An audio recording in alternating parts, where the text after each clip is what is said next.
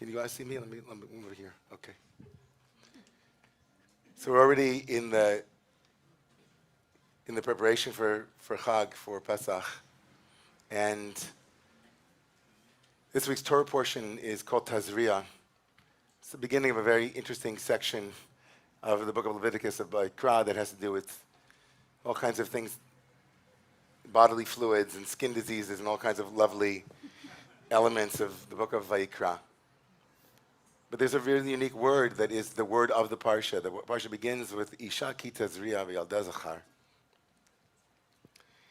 If a woman is impregnated and gives birth to a male child, then it'll talk about the male child and the female child.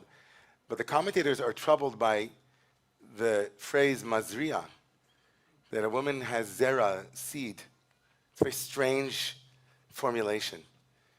It can easily be connected to kind of old world thought about how pregnancy happens, that I'm not quite sure that the rabbis and others quite understood in its fullest scientific accuracy. But the significance of the word zera, seed, right? Seed being seeded. It really only appears one other time in quite this way, and it's actually in the Garden of Eden, says Rabbi Shimshon Raphael Hirsch, where God creates a world, and a world that has seeds that give forth fruit, that are nourishing. To imagine seeds and the process of fruit and vegetables and everything that is of the earth is absolutely significant, both when it comes to understanding children and understanding freedom and liberation at this time of the year.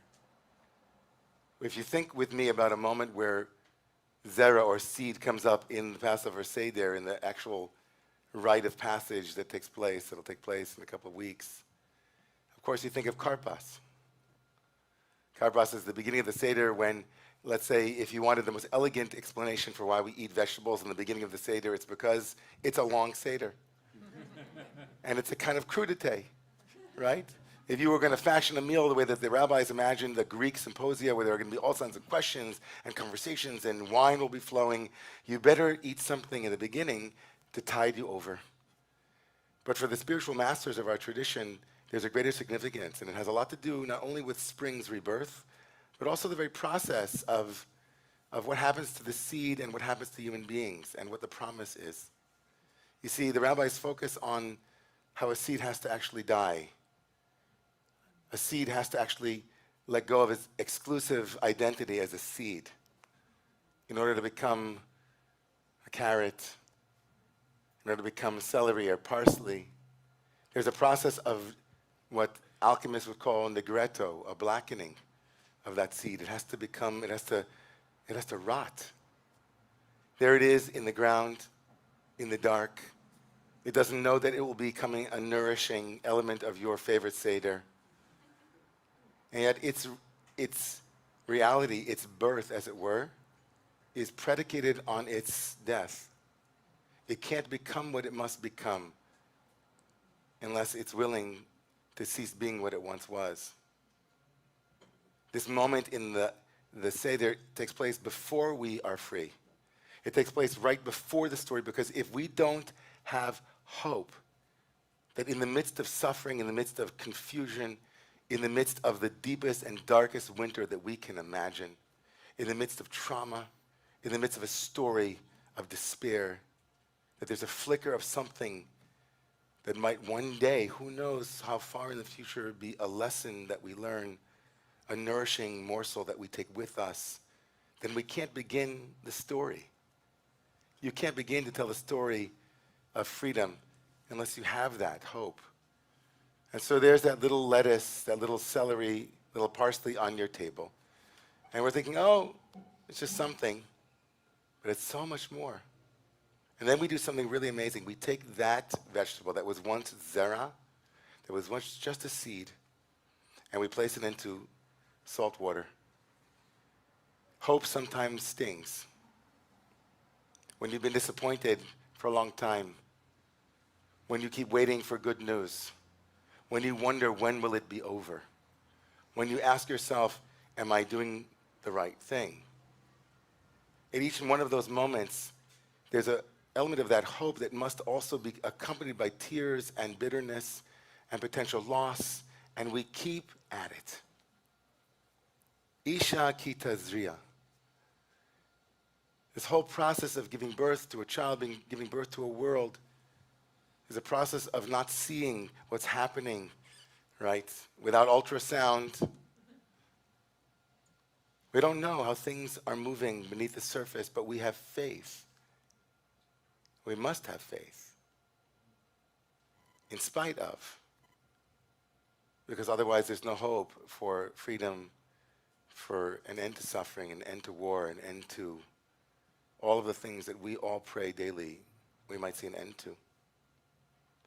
Last night at the Y, I was on a panel discussion with a woman who heads up the Karen Grinspoon Institute, the Grinspoon Institute in Israel, that hands out books to some 500,000 Israeli families, and they also give out books to some 300,000 Israeli Arabs. They have a dual program of handing out books that will invest in Jewish literacy, even in Israel. You might think, oh, in Israel, why do they need books about Judaism in Israel? I asked her that. She said, what do you mean? Of course, those kids need the lens of the books. They need those books arriving in school, and there's curricula around it. And there was one book, she said that after October 7th, that they weren't sure if they would allow themselves to send to those families, the Israeli Arab families, the Jewish families. And it was a book whose title in Hebrew was Lama Ta Lo Poreach. And it was a book about a child standing in front of a bed where there was a seed, and you could see the seed underneath the ground. It's kind of like you could see above the ground and below the ground. And the child was waiting for the flower to bloom if it wasn't blooming. And the story was the child saying, why is this flower not blooming? Why is this seed not giving forth this beautiful bloom, this blossom, this... They thought it might be a little bit too heavy, obviously. And plus, when she looked at the book, it looked like there was a tunnel. Like the seed inside the ground looked like a tunnel, so they were scared to send it to the Israeli kids. But they sent it. Because they said the ultimate moral of the story was, you don't see what's happening beneath the surface, but we are a people of hope. We're a people of, we believe in the possibility of that seed becoming something that will one day nourish us and bring us to the story of freedom and liberation that we hope not only for ourselves, but for all of God's children, all of them. So this is what I'm holding on to this weekend. As we enter into the week before Shabbat HaGadol, the great Shabbat, and next week is a big Shabbat. And I have a lot that I'm thinking about that I'm sure all of us are also thinking about in terms of what this moment is in Jewish history, what this moment is for us as a community. And I'm looking forward to sharing more of that, which might be a little bit more difficult. But first I wanted us to nourish one another with a seed that has to first become dark. It first has to become the expression of being lost so that it can be discovered, it can be irrigated, it can become nutritious. That's what I'm holding on to this year as we enter this important week.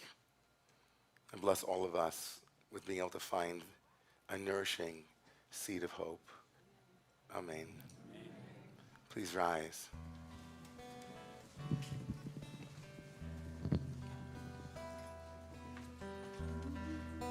So I said last night at the panel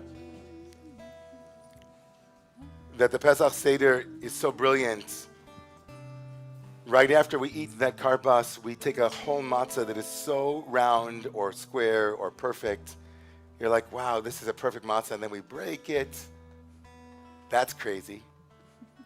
The rabbi said you can't begin to tell the story of slavery before you break the matzah. You got to break it.